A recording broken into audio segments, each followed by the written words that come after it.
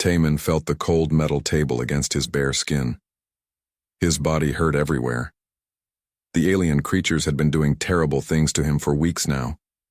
They called it research, but Taman knew better. They enjoyed watching him suffer. The Cathari looked like giant lizards walking on two legs. Their skin was dark green and covered in hard scales. Yellow eyes stared at Taman without any feeling. They spoke in harsh clicking sounds that hurt his ears. "The human still shows resistance," one of them said in broken human language. "This is most interesting. Other species break much faster." Taman tried to move, but thick metal bands held his arms and legs to the table. Tubes ran from his body to strange machines that beeped and flashed. The aliens were studying everything about him, his blood, his thoughts, even his dreams. "Why do you not give up?" another Cathari asked. This one wore more decorations on its uniform. It seemed to be in charge. "Your species is weak. Your technology is simple. You have no chance of rescue." Taman looked at the creature and smiled despite the pain. "Because someone will come for me. Humans don't leave each other behind." The alien made a sound like laughter. "Foolish thinking. Your kind sent you alone to this world. They have already forgotten you exist." But Taman knew they were wrong. Somewhere in space, his people were looking for him. They would never stop looking. Far away from the prison planet, Captain Sora sat in her command chair aboard the ship Dawn's Promise. She was a small woman with short black hair and sharp eyes that missed nothing.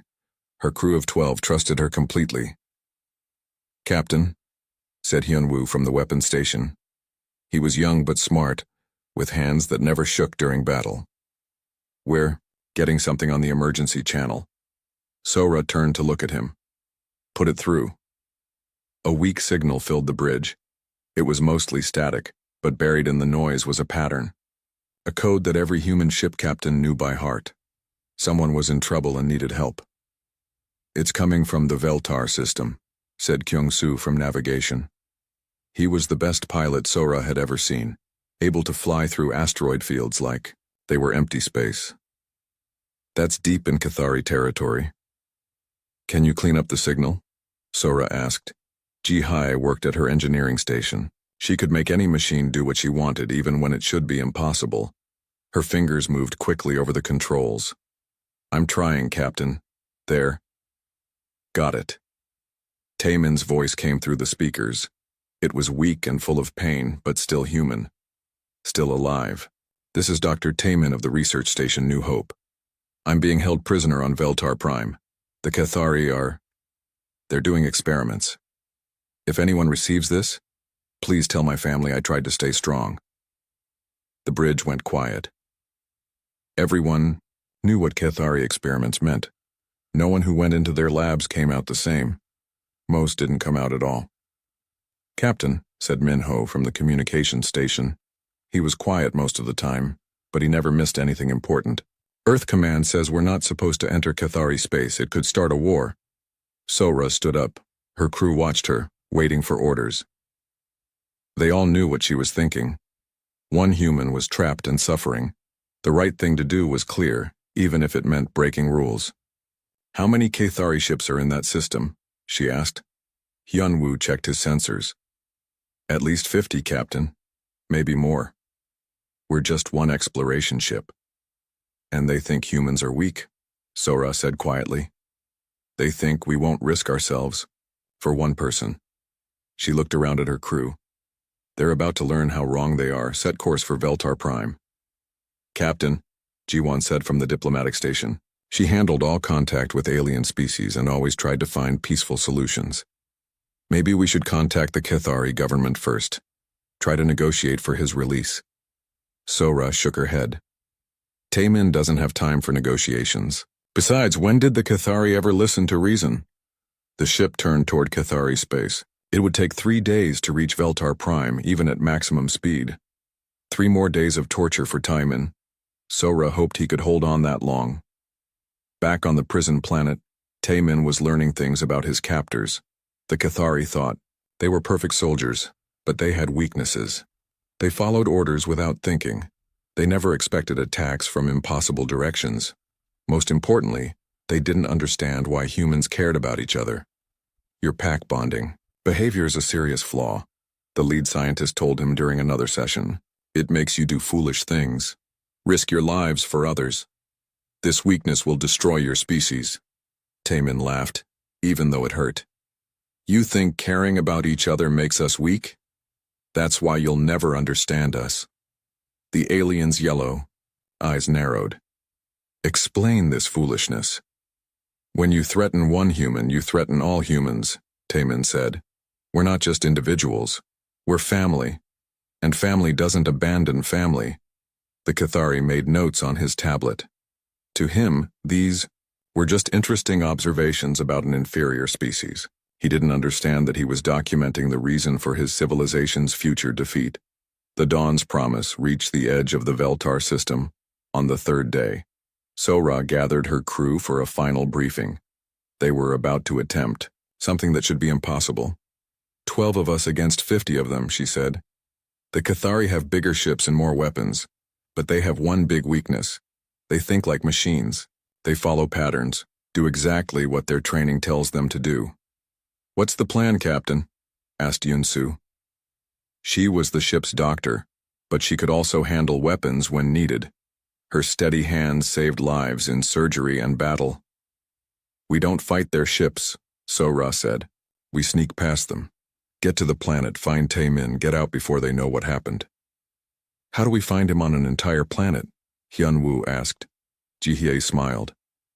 I've been working on that. His research station had special equipment. I can track the energy signature from orbit. If he's anywhere near that equipment, we'll find him. The plan was simple but dangerous. Use the ship's stealth systems to slip past the Cathari fleet. Land on the planet's night side. Find the prison facility. Break in, grab Taemin, and run before the aliens knew what hit them. Remember, Sora told her crew, Cathari security thinks in straight lines. They put guards at obvious places and expect attacks from obvious directions. We're going to hit them from angles they never imagined. The Dawn's Promise moved deeper into the system, invisible to Cathari sensors. The alien ships patrolled in perfect formations, never breaking pattern, never checking their blind spots. They had no idea death was sliding past them in the darkness. On the planet's surface, Taemin felt something change, a feeling he couldn't explain, like the air before a storm. The Cathari guards seemed nervous, though he didn't know why. Something comes, one guard said to another in their clicking language. They didn't know Taemin had learned to understand them during his captivity. Impossible, the other replied. No species would attack this facility, it would be suicide. Taemin smiled in the darkness of his cell. The cavalry was coming, just like he knew they would. The Cathari were about to learn what happened when you hurt a human's family. In space above, Sora watched the prison facility appear on her screens. It was a fortress built into the side of a mountain, surrounded by walls and guard towers, designed to keep prisoners in and enemies out. Looks tough, Kyungsoo said. Looks like they never dealt with humans before, Sora replied. Take us down. Time to bring our boy home. The rescue was about to begin. 12 humans against an empire. In any logical universe, it should have been no contest. But the Cathari were about to discover that humans didn't always follow logic. Sometimes they followed their hearts instead.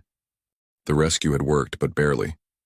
Taemin lay in the medical bay of the Dawn's Promise, his body covered in bandages and connected to life support machines.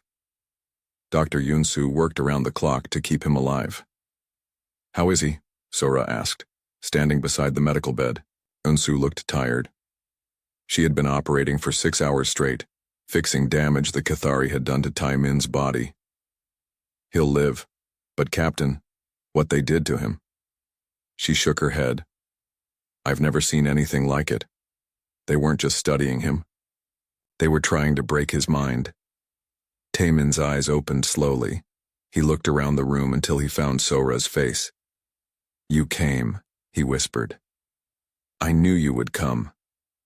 Of course we came, Sora said. She sat down beside his bed. Tell me what happened down there. Taemin's story came out in pieces over the next few days. The Cathari hadn't just been doing medical experiments. They were trying to understand something they called pack bonding behavior in humans. They wanted to know why humans risked themselves for other humans. They think it's a disease, Taemin said during one of his stronger moments. A mental illness that makes us weak. They wanted to find a way to cure it. Cure caring about each other? Hyunwoo asked. He was sitting nearby, cleaning his weapon. That's insane. Not to them, Taemin replied.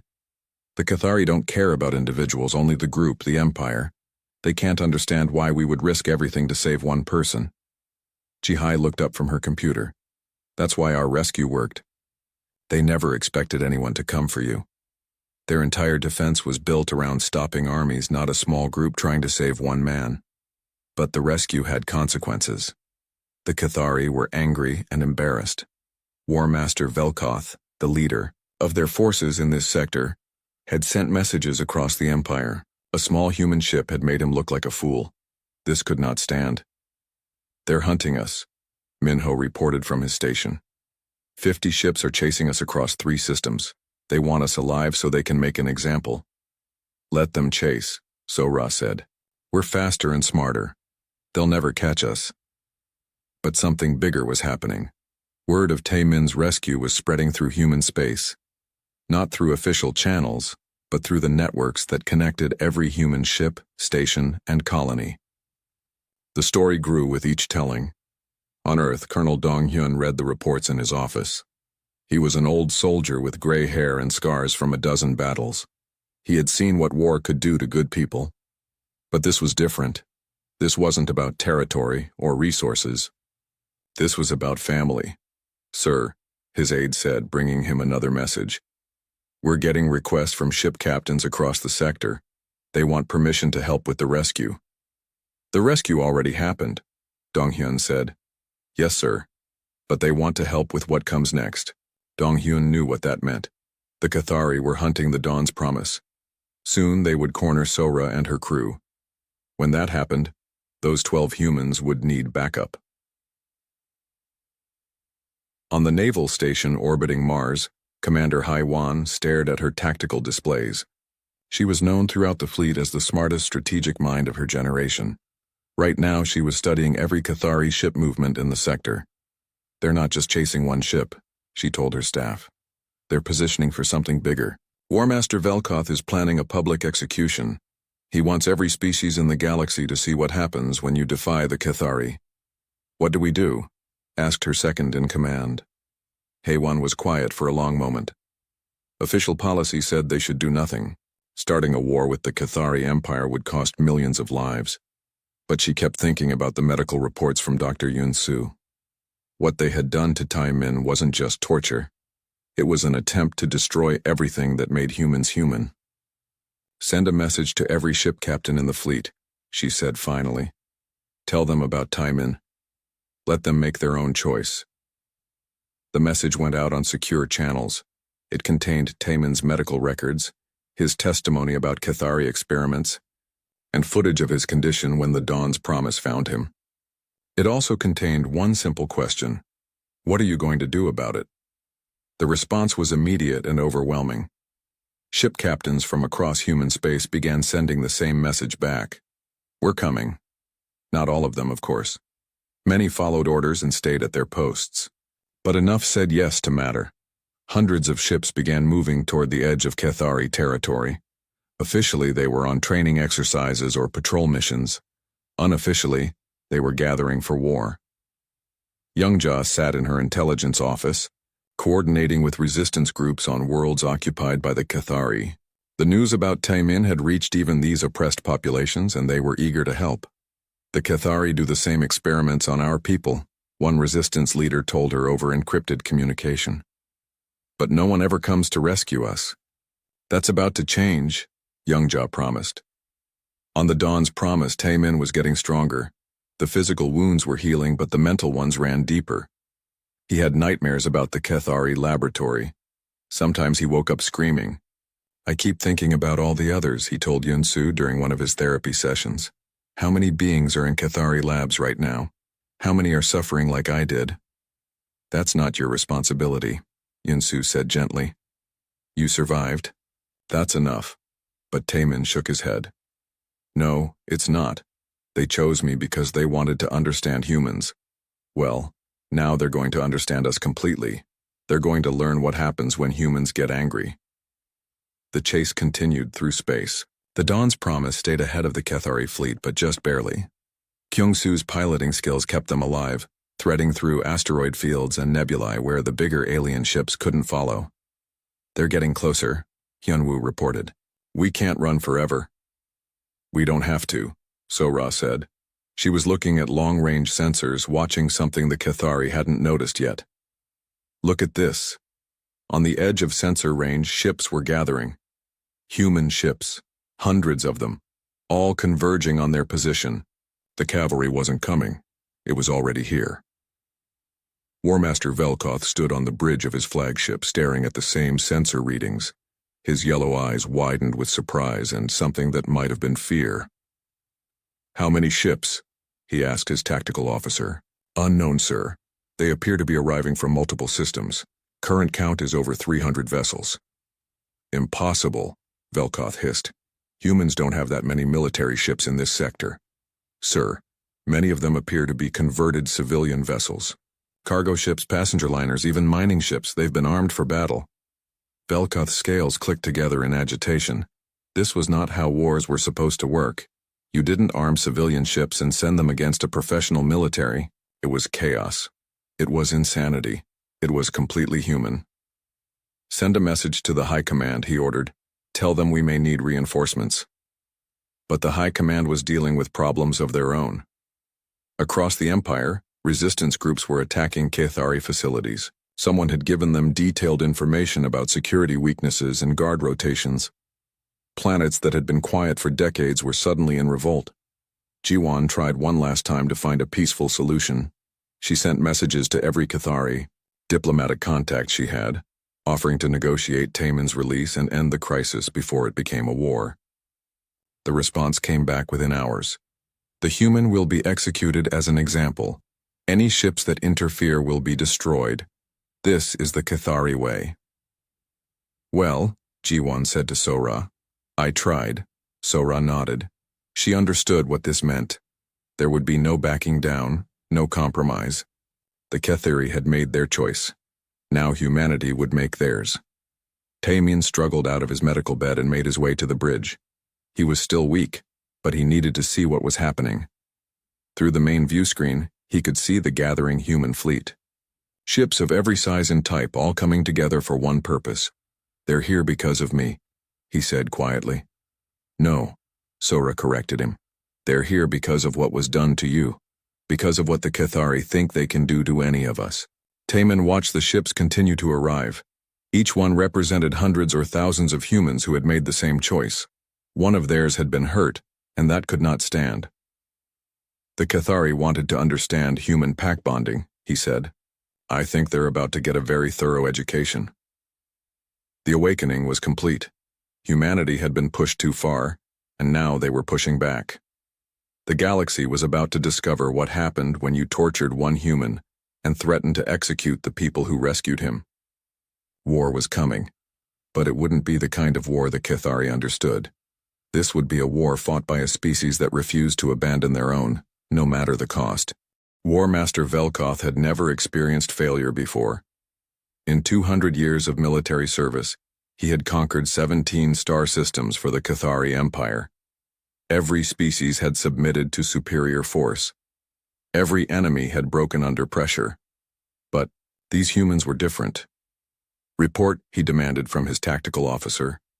The human ship is still evading our forces, sir.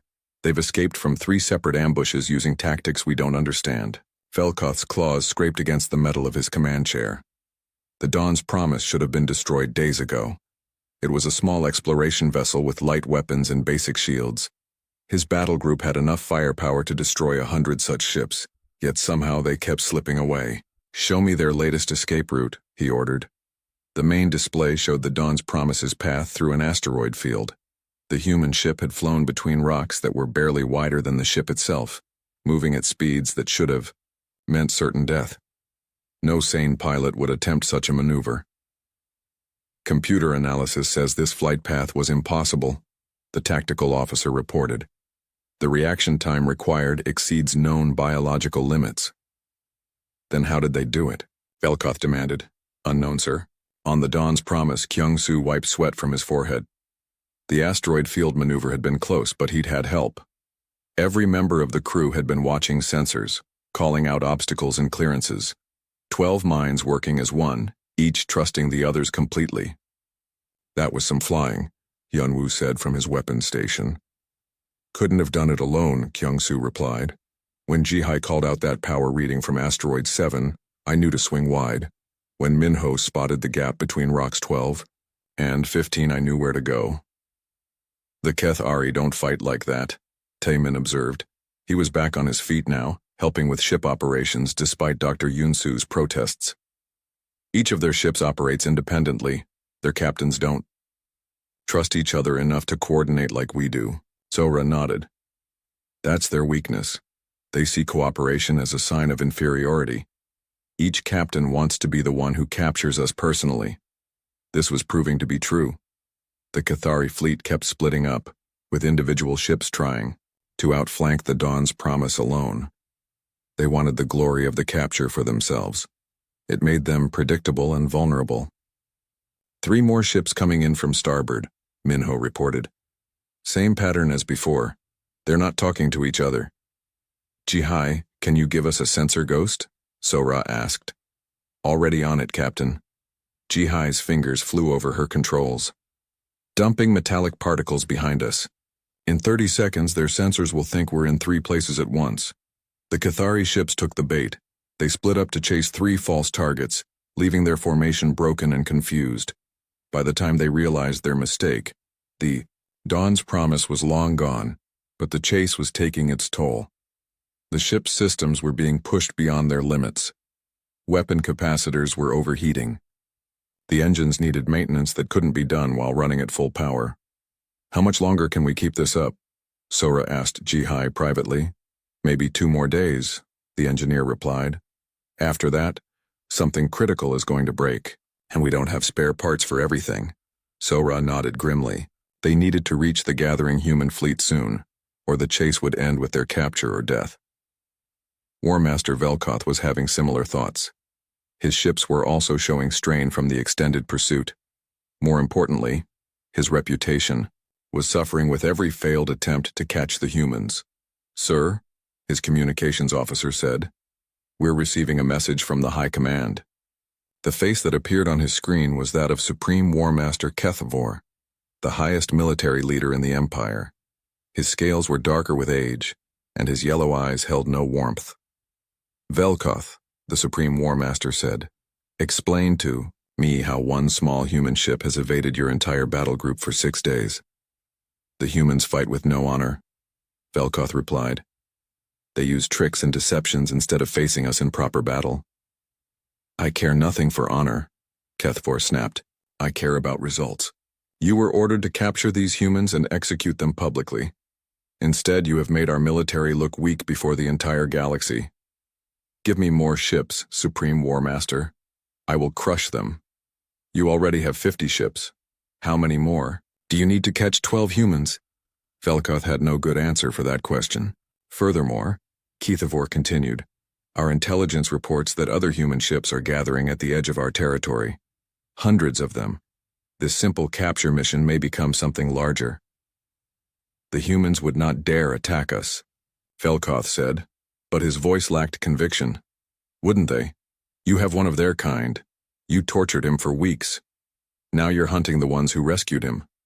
From what I understand of human psychology, this is exactly the kind of provocation that would unite them.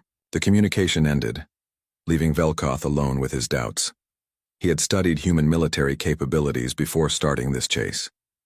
Their technology was inferior to Kethari equipment. Their ships were smaller and less heavily armed. By all logical analysis, they should pose no threat, but logic seemed to have little to do with human behavior. On the Dawn's promise, Taemin was working with the crew to analyze Kethari tactical patterns. His time in captivity had taught him things about their military mindset that could be useful. They always attack in the same formations, he explained to Sora and Hyun-woo. Triangle formations for small groups, diamond formations for larger fleets. They never deviate from the patterns they learned in training. What about when they're surprised? Hyunwoo asked. They fall back to standard procedures. Always. Even when the procedures don't fit the situation. That's why your escape plans keep working. You're doing things their training never prepared them for. Sora studied the tactical displays. What if we stopped running? Captain? Kyung-soo looked confused. What if we turned around and attacked them? Not to win, just to confuse them even more. That would be suicide, Yun-soo said. Maybe. Or maybe it would buy us the time we need to reach the fleet. Sora looked around at her crew. They expect us to keep running. They have formations designed to chase fleeing enemies. But what formations do they use against enemies who attack? Taemin smiled for the first time in weeks. None. Their doctrine assumes that inferior species always run from superior force. If you attack them, they'll have to improvise. And improvisation isn't their strength, Hyunwoo added. The plan was insane. But it might work. The Dawn's promise would pretend to suffer engine failure. When the Cathari ships closed in for capture, the human ship would suddenly come to life and attack. Not to destroy the alien vessels, but to scatter them and create chaos. Remember, Sora told her crew, we're not trying to win a fight. We're just trying to break their formation and get past them. The trap was set in a system with a large gas giant and several moons. The Dawn's promise sent out a distress signal and limped toward the planet, apparently losing engine power. Velkoth's ships responded exactly as predicted. They moved in using standard capture formation, expecting no resistance from a crippled vessel. Now, Sora ordered. The Dawn's promise came alive like a striking snake. Engines at full power, weapons blazing, it dove straight at the center of the Cathari formation. The alien ships were so surprised that for several crucial seconds they didn't even return fire. By the time they reacted, the human ship was already past them, racing toward the edge of the system. The Cathari formation scattered as each captain tried to turn his ship to pursue. Two ships collided in the confusion, damaging both vessels. Impossible, Velkoth roared. How did they restore engine power so quickly? Sir, his tactical officer said quietly, I don't think they ever lost engine power. The distress signal may have been false. You mean they tricked us? The concept was almost incomprehensible to the War Master. Military forces didn't lie about being damaged. It violated every principle of honorable combat. It appears so, sir. Velkoth stared at the tactical display, watching the human ship pull away from his scattered fleet. These beings fought without honor, without following any civilized rules of warfare. They were more dangerous than any enemy he had ever faced, precisely because they were so unpredictable. All ships, pursue at maximum speed, he ordered, and this time, assume nothing about human intentions. The chase continued. But now both sides understood each other better. The Cathari knew that humans would use any trick to survive. The humans knew that their enemies were powerful but rigid in their thinking. Long-range sensors are picking up something, Minho reported. Dead ahead, at the edge of our sensor range. What is it? Sora asked. Ships, Captain. Lots of them, and they're broadcasting human identification codes. Sora felt a wave of relief wash over her. They had made it. The gathering fleet was just ahead, and with it safety for her crew and her ship. But as they got closer, she realized this was more than just a rescue operation. The fleet waiting for them was massive. Hundreds of ships from across human space. Military vessels, armed merchant ships, even converted civilian craft. It was the largest human fleet ever assembled. My God, Taemin whispered, staring at the view screen. They're not just here to rescue us, are they? No, Sora replied. They're here to make sure this never happens to another human being. Ever. Behind them, the human fleet was like nothing the galaxy had ever seen. Ships from every corner of human space floated together in formations that defied military logic. Massive battleships flew alongside tiny courier vessels. Luxury passenger liners bristled with hastily mounted weapons. Mining ships had been converted into missile platforms.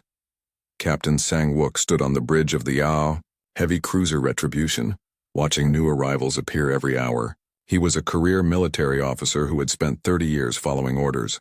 Today he was breaking the biggest order of his career. "Sir," his tactical officer said, "Earth Command is demanding to know why we left our patrol sector."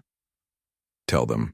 We're conducting emergency rescue operations," Sang-wook replied. It wasn't technically a lie. They were here to rescue Tae-min and the crew of the Dawn's Promise. They were also here to rescue every other human who might face Cathari torture in the future. "Admiral Chen is on the encrypted channel," his communications officer reported. "She wants to speak with you personally." Sang-wook took the call in his private office. Admiral Chen's face appeared on his screen, and she did not look happy. "Captain Sang-wook," she said, "you were ordered to maintain station at the Proxima checkpoint. Instead, you've taken your entire squadron into potentially hostile territory. Explain yourself." "Ma'am, I have reports of Cathari forces threatening human civilians. I felt immediate action was necessary." "Don't play word games with me, Captain. This is about the torture victim, isn't it, Dr. Taemin?" Sang-wook was quiet for a moment. He could lie, make up some excuse about patrol duties or navigation errors, but Admiral Chen deserved the truth. "Yes, ma'am, it is. Do you understand what you're risking? If this turns into a shooting war with the Cathari Empire, millions of people could die. With respect, Admiral, people are already dying. They're dying in Cathari laboratories. They're being tortured and experimented on because the galaxy thinks humans won't fight back." Admiral Chen's expression softened slightly. She had read the medical reports from Dr. Yun-soo. She knew what had been done to Tae-min. "Captain, I understand your anger, but you can't start an interstellar war without authorization." "I'm not starting a war, Admiral. I'm ending one. The Cathari have been at war with human dignity for years. We just never fought back before." The conversation ended with Admiral Chen ordering Sang-wook to return to base immediately. He acknowledged the order and then promptly ignored it. Some things were more important than career advancement. On Earth, the political situation was becoming chaotic. G1's diplomatic efforts had failed completely. The Cathari refused all attempts at negotiation. Their position was simple. The humans would surrender for execution, or they would be hunted down and killed.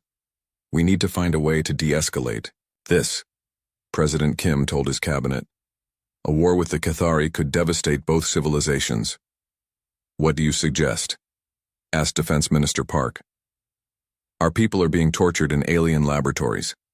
Ship captains are disobeying orders to go rescue them. Half the fleet has gone rogue." "Not rogue," corrected Intelligence Director Choi.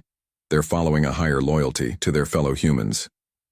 President Kim understood the problem. On paper, he was the leader of humanity. In reality, he was just one voice among billions. And right now, those billions were speaking with one voice: protect the family. Young-ja continued her work coordinating with resistance movements across Cathari territory. The news of Taemin's rescue had spread to every oppressed world in the Fang Empire. For the first time in decades, people were fighting back. "The prison facility on Drakmore 7th has been liberated," she reported to her superiors. "The prisoners were mostly human research subjects. They're being evacuated to safe territory." "How did the resistance manage that?" asked her supervisor. "Someone provided them with detailed facility blueprints and guard rotations. They knew exactly where to strike and when." The someone was Tae-min himself. During his captivity, he had memorized everything he could about Cathari security procedures. That information was now being used to free hundreds of other victims. Commander Hai-wan worked around the clock in her strategic planning center. She was analyzing every piece of intelligence about Cathari military capabilities, looking for weaknesses that could be exploited. "Their fleet doctrine is based on overwhelming force," she explained to her staff. "They mass their ships into large formations and attack enemy positions directly. It's very effective against conventional opponents." "But we're not conventional opponents," her second-in-command observed. "Exactly. They expect us to either surrender or fight using standard military tactics. We're going to do neither." Hae-won's plan was taking shape. Instead of meeting the Cathari in traditional ship-to-ship combat, human forces would use their natural advantages, flexibility, creativity, and absolute refusal to abandon each other. Theor. Dawn's promise finally reached the safety of the human fleet. As soon as they docked with the hospital ship Mercy, Dr. Yun-Su rushed Tae-min to better medical facilities. His physical wounds were healing, but the psychological damage would take longer to repair. "How are you holding up?" Sora asked him as he lay in the hospital bed. "Better," Tae-min replied. "Knowing that all these people came here because of what happened to me, it helps. It makes the suffering mean something." "The suffering was never acceptable," Sora said firmly. "But you're right. It means something. Now, it means the galaxy is going to change." Through the hospital windows they could see the growing fleet. Ships continued to arrive hourly, each one carrying humans who had made the same choice. One of their own had been hurt, and that could not stand. War Master Velkoth finally caught up with the Dawn's promise, only to find himself facing an impossibility. His 50 ships were outnumbered 6-1 by the human fleet. This should have been a simple police action, but it had become something much larger. "Supreme War Master," he reported to Kethivor, "the situation has evolved." "I can see that," came the cold reply. "How did humans gather so many ships so quickly?" "Unknown, sir. Our intelligence suggested they had fewer than 100 military vessels in this sector. The majority of ships facing us appear to be civilian craft that have been armed for combat." "Civilian ships? They're sending merchants and farmers to fight. Trained warriors?" "It appears so, sir." There was a long pause before Kethfor responded. "This makes no sense. Civilian populations don't voluntarily enter military conflicts. They should be pressuring their government to negotiate a peaceful solution." But that assumption was based on Cathari understanding of how societies worked. In the Cathari Empire, civilians obeyed the warrior caste without question. The idea of ordinary citizens taking up arms to protect each other was completely foreign. Colonel Dong-hyun arrived with a battle group of marine assault ships. He was officially retired from active duty, but hundreds of former Marines had volunteered to serve under him again. They came in their own ships with their own weapons, united by bonds stronger than military regulations. "Sir," his aide reported, "Earth Command is threatening court-martial for any active duty personnel who don't return to base immediately." "Let them threaten," Dong-hyun replied. "Some things are more important than avoiding court-martial, like making sure no human ever gets tortured in a Cathari lab again." The human fleet was more than just ships and weapons. It was a statement to the galaxy. Humanity would not be victims anymore. They would protect their own no matter the cost. Mi-kyung commanded a squadron of fighter pilots who had borrowed their ships from the naval base on Titan. They were all young, barely out of training, but they flew with the confidence of veterans. "Why are we here?" one of her pilots asked over the comm system. "Because someone hurt one of us," Mi-kyung replied simply. "And because no one should have to face torture alone." Jae-hyun brought his destroyer and its crew of volunteers from the Merchant Marine. They weren't trained for military combat, but they understood the mission. Protect the family, all of it. In-Su, Earth's most experienced diplomat, arrived on Diobrais, a diplomatic vessel that had been quietly armed with military-grade weapons. His mission was to try one more time for a peaceful solution.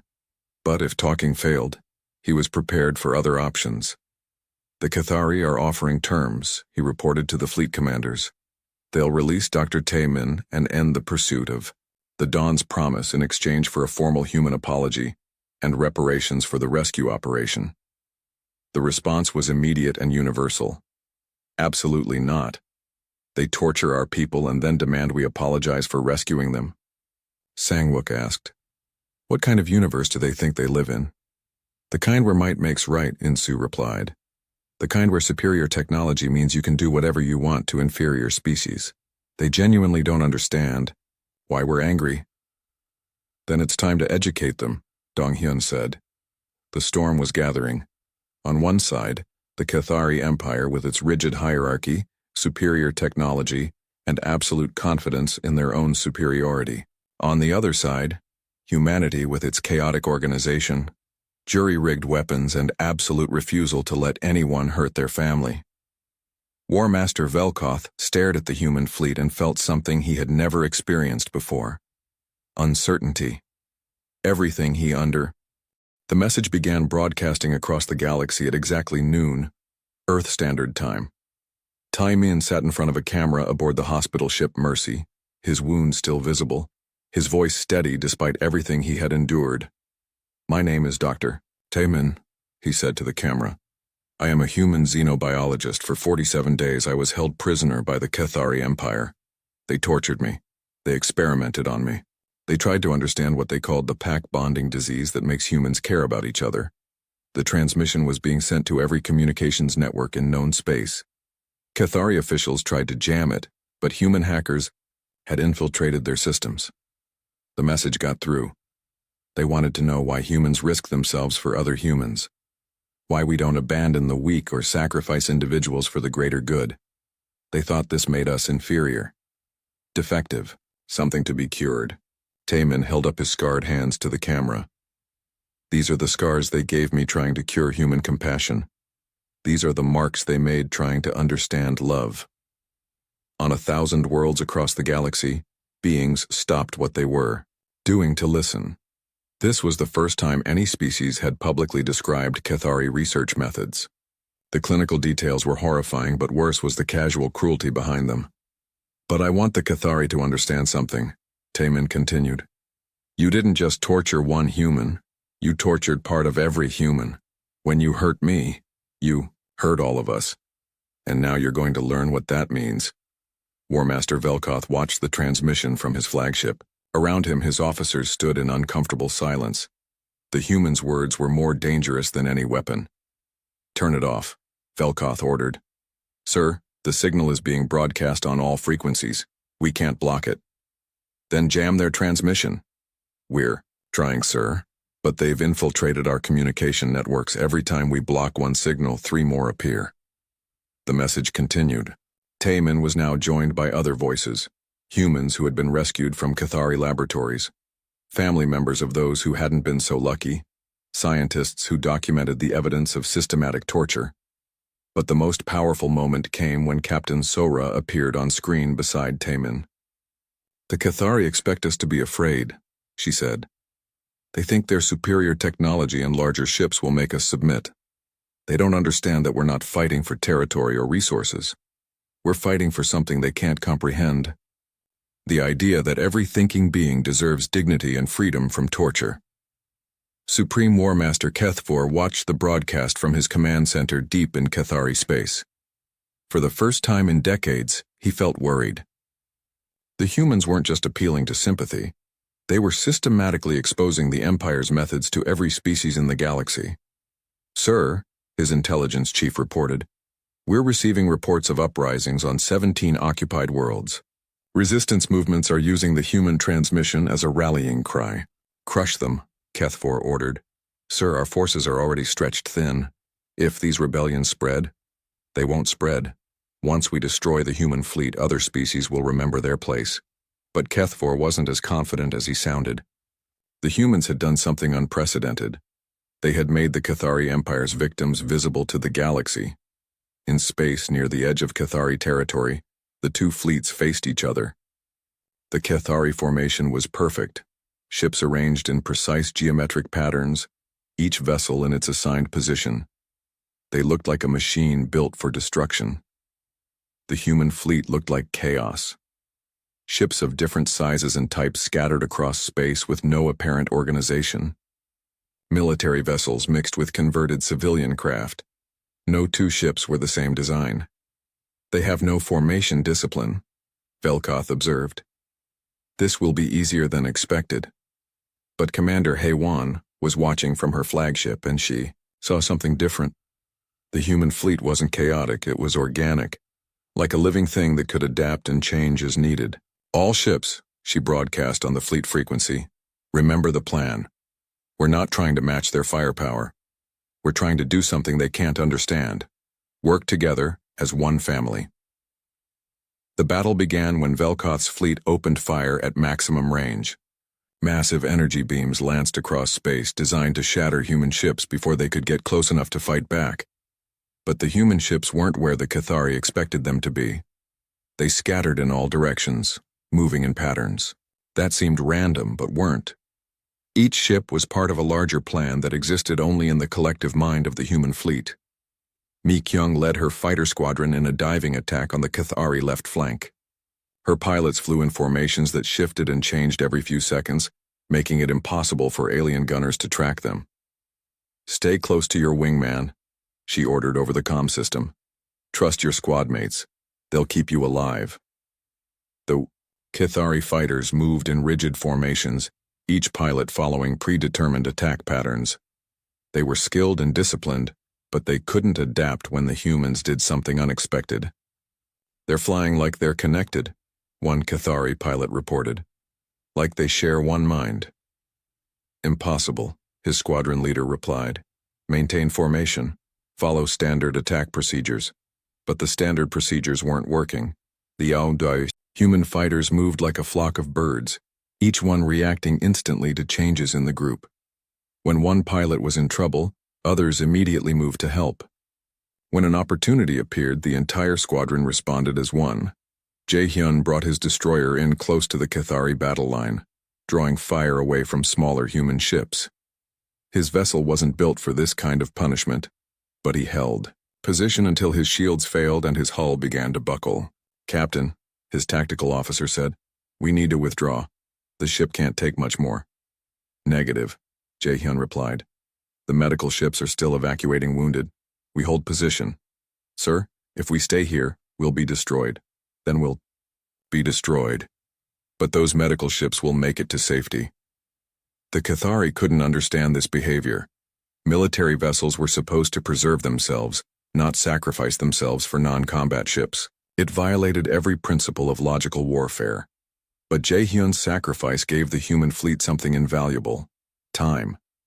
While the Cathari focused their fire on his destroyer, other human ships moved into position around them. Dong-hyun's Marines launched boarding actions against 3 Cathari vessels simultaneously. The aliens were prepared for conventional space combat, but not for humans who would ram their ships into enemy hulls and fight corridor to corridor. "They're inside the ship," a Cathari officer reported in panic. "They're fighting in the corridors." "How many?" his commander demanded. "Unknown. They're moving in small groups using tactics we don't recognize." The Marines didn't fight like the Cathari expected soldiers to fight. They adapted to each situation, covering each other's movements, working together with an instinctive coordination that came from absolute trust. "Room clear," one Marine reported as his team secured a section of the ship. "Copy that, Sung-ho," his sergeant replied. "Ji-woo's team has the engine room. Myung-soo is holding the bridge approach. You link up with Yeonju and secure the weapons." Systems. Each Marine knew exactly where his teammates were and what they were doing. They fought as one organism with many parts, each part supporting the others. The tide of battle began to turn. The Cathari ships were more powerful individually, but they couldn't match the coordinated effort of the human fleet. Every time they destroyed one human vessel, 2 more appeared to take its place.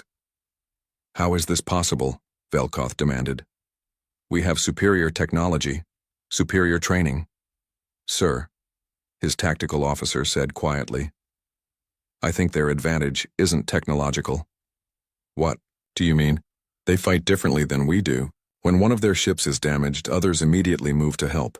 When they attack, every ship supports every other ship. They're not fighting as individual vessels. They're fighting as one giant ship with hundreds of parts." Velkoth stared at the tactical display.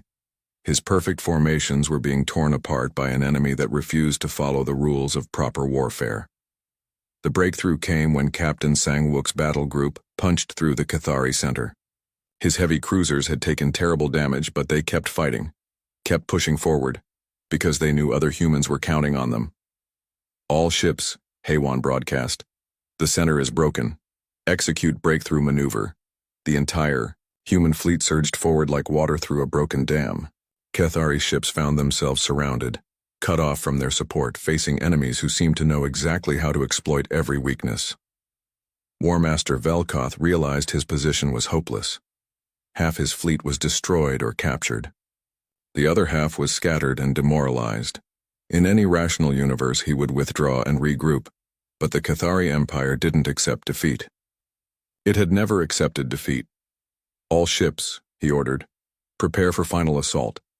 We will ram the human flagship and destroy their command structure." It was a desperate move, but it might work. If he could kill the human commanders, they're coordinated. Attacks might fall apart. But Velkoth had misunderstood something fundamental about humans.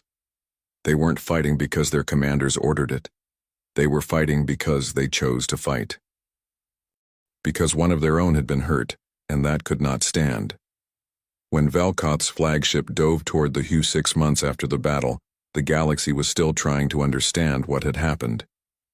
The Cathari Empire, which had dominated 40 star systems for 3 centuries, had surrendered to a species they had considered primitive and weak.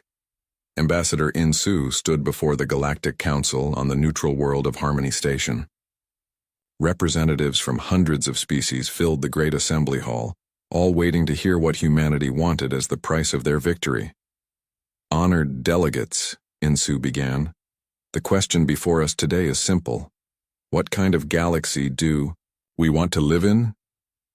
Supreme Counselor Vexithani, a crystalline being from the Andromeda sector, spoke for many when she said, "The humans have won a great victory. By tradition, they may claim the Cathari worlds as tribute. They may enslave the population. They may impose whatever terms they choose." Insu shook his head. "We want none of that." A murmur of confusion ran through the assembly. Every species in galactic history had followed the same pattern after victory: conquest, exploitation, domination. It was the natural order of things. "Then, what do you want?" asked Counselor Mordak of the hegemony. "We want a promise," Insu said simply. "A promise that what happened to Dr. Taemin will never happen to anyone else. Ever." The presentation that followed shocked the assembly. Human investigators had spent months documenting Cathari research facilities across the Empire. The evidence was overwhelming. Systematic torture, illegal experiments, the treatment of entire species as laboratory animals. "For 300 years, Insu continued, the Cathari have been conducting what they called scientific research on unwilling subjects from dozens of species. They justified this by claiming their subjects were inferior beings who didn't deserve rights. Images flashed on the great display screens, laboratories full of cages, beings of various species subjected to horrific procedures, research notes that discussed sentient creatures like they were objects. "How many of your species have lost people to these facilities?" Insu asked the assembly. "How many families have wondered what happened to loved ones who disappeared in Cathari space?" The silence was profound. Every species in the galaxy had lost people to the Cathari. They had all accepted it as the price of dealing with a superior military power. "This ends now," Insu declared. "Humanity proposes the establishment of the Galactic Protection Protocol. No species may conduct experiments on unwilling sentient subjects. No species may claim superiority over others based on technology or military power. And any species that violates these principles will face the united response of all civilized worlds." The debate that followed lasted for days. Many species argued that the humans were being naive, that might had always made right in galactic affairs, that the strong naturally ruled the weak. But something had changed in the galaxy's political balance. The human victory had shown that unity and determination could overcome superior technology. Smaller species that had always lived in fear of their neighbors suddenly saw new possibilities.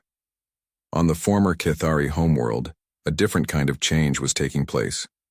Colonel Donghyun oversaw the dismantling of research facilities and the liberation of their prisoners. It was heartbreaking work. Many of the test subjects had been so broken by their treatment that they could barely function. "How many?" he asked Dr. Yunsu, who was leading the medical teams treating the survivors. "We've found over 2,000 beings in the facilities we've searched so far," she replied. "Most of them have been prisoners for years, some for decades. Kanye, They be helped? Some can. Others. Yunsu's voice trailed off. The psychological damage is severe. It will take time. But time was something they now had. The human fleet maintained a protective presence throughout former Cathari space, ensuring that the liberation efforts could continue without interference. Taemin worked with the medical teams, using his own experience to help other survivors. He had nightmares about his captivity, but he also had something many of the other prisoners lacked: hope. They're free now, he told a group of rescued prisoners during a therapy session. The people who hurt us can never hurt anyone again. How? Can you be sure? Asked one survivor, a small furry being whose species Taemin didn't recognize. Because humans don't forget, Taemin replied. And we don't abandon family. You're part of the human family now, whether you want to be or not. That means you're protected. It was a radical concept, extending the human notion of family to include any being who had suffered. But it was also practical. The galaxy needed to understand that humanity would not tolerate the systematic abuse of any sentient species. Captain Sora received a new assignment, commanding one of the new protection fleet vessels. These ships, built with combined human and alien technology, patrolled space looking for signs of illegal research or systematic oppression. Contact on long-range sensors, reported her new tactical officer, Wu Jin. He was young, like most of her crew, but he understood the mission completely. What kind of contact? Distress signal from the Rigel system, claims to be from a research station under attack. Sora felt a familiar chill. Research station could mean legitimate science, but it could also mean something darker. Set course for Rigel, she ordered, and send word to Fleet Command. If this is what I think it is, we're going to need backup. The station in the Rigel system turned out to be exactly what Sora had feared. A hidden facility where a species called the Vortak were conducting illegal experiments on captured beings. The researchers scattered when human ships appeared, abandoning their test subjects to die. But they didn't die. Human medical teams arrived within hours, treating the survivors and documenting the evidence. The Vortak government was presented with a choice: shut down all such facilities voluntarily, or face the same fate as the Cathari Empire. They chose to shut down the facilities. Back on Earth, the political implications of humanity's new role were still being debated. President Kim met with his cabinet to discuss the latest reports from the protection fleet. We've shut down 17 illegal research facilities in the past 6 months, Defense Minister Park reported. We've rescued over 5,000 beings, and we've done it all without firing a shot. Because they're afraid of us now, added Intelligence Director Choi. The Cathari defeat sent a message across the galaxy. Humanity will protect the innocent, and we have the power to enforce that. Protection. Are we ready for this responsibility? President Kim asked. Being the galaxy's police force? We don't have a choice, Minister Park replied. If we don't do it, who will? The strong prey on the weak. That's been the rule of galactic civilization. For millennia. Someone has to change that rule. The change was already happening. Species that had never cooperated before were working together under human leadership to establish refugee centers, medical facilities, and rehabilitation programs for torture survivors. Commander Hei-Wan coordinated these efforts from her headquarters on Luna. Her staff included representatives from dozens of species, all working toward the same goal, making sure that what happened to Taemin would never happen to anyone else. The Cathari war trials begin next week, her aide reported. Over 300 defendants, including most of their former research staff. Good, Hei-Wan replied. Justice delayed is justice denied. These beings need to know that their actions have consequences. The trials were held on Harmony Station, presided over by a panel of judges from multiple species. The evidence was overwhelming, detailed records of torture, experimentation, and systematic cruelty. But the most powerful testimony came from the survivors themselves. Beings from across the galaxy stood up and told their stories of capture, torture, and eventual rescue. Many could barely speak. Others wept as they described their experiences. Taemin testified on the final day of the main trial. He looked directly at the defendant, the former chief scientist who had supervised his torture. "You wanted to understand human pack bonding," he said. "You thought it was a weakness, something that could be cured or exploited. But you never understood what it really meant." The HFY scientist stared back with the same cold yellow eyes that had watched Taemin suffer. "Pack bonding means we care about each other," Taemin continued. "It means we protect the weak, help the injured, and never abandon our family.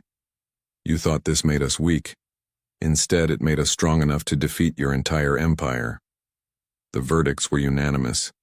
The research scientists were convicted of crimes against sentient beings. Some were sentenced to rehabilitation programs. Others, whose crimes were too severe for redemption, were sentenced to life imprisonment on worlds where they could never again harm the innocent. But the most important verdict came from the galaxy itself. Species after species signed the Galactic Protection Protocol. They agreed to end systematic oppression, illegal experimentation, and the philosophy that might made right. Captain Sang-wook, now an admiral in the protection fleet, watched the signing ceremony from his flagship. His crew included beings from a dozen different species, all united by a common purpose. "Do you think it will work?" his second-in-command asked. She was a Centaurian named Vel-Anna, who had been one of the first aliens to volunteer for human service. "It has to,"